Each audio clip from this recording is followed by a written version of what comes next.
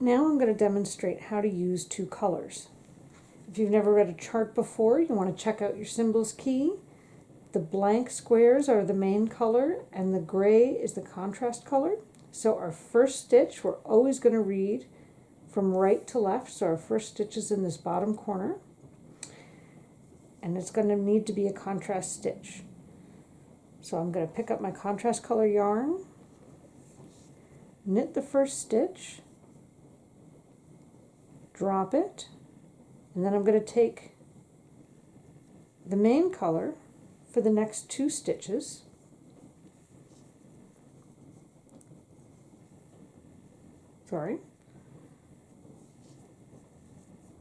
Now the fourth stitch is the contrast color again. In order to keep from getting your yarn tangled, it's a good idea to choose if your contrast color is always going to go over or under your main color. I prefer to go over. So I pick up my working contrast color and I make a stitch going over.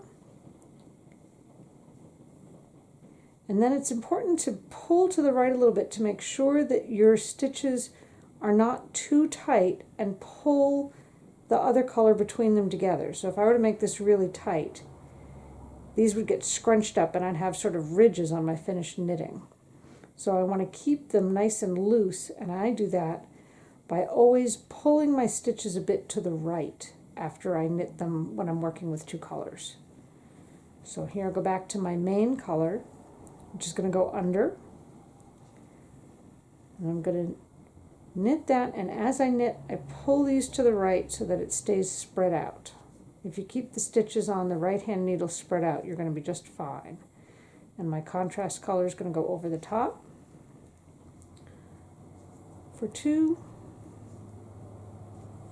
pulling to the right, and then underneath for two.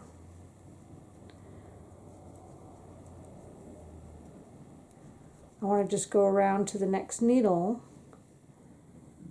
so that I can caution when I go to switch colors around here. It would be really easy to get way too tight because this main color is going to kind of cut the corner there.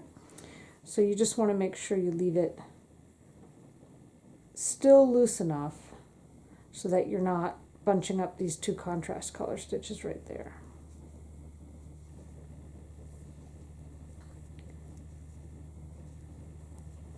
And that's it. Because we are always knitting, we're always going to read right to left each row. And this green square indicates your 4-stitch repeat. But once you get going, it's just 2 and 2 and 2 and 2.